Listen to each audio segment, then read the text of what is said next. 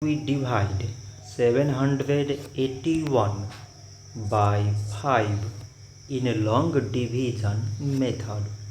5 times 1 is 5. On subtracting we get 2. So now we put down this 8 and it is 28. 5 times 5 is 25. On subtracting we get 3. So again we put down this 1 and it is 31. 5 times 6 is 30. On subtracting we get 1. So now we have no any other number to put it down.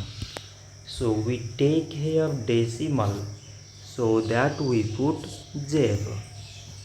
So it is 10 and 5 times 2 is 10.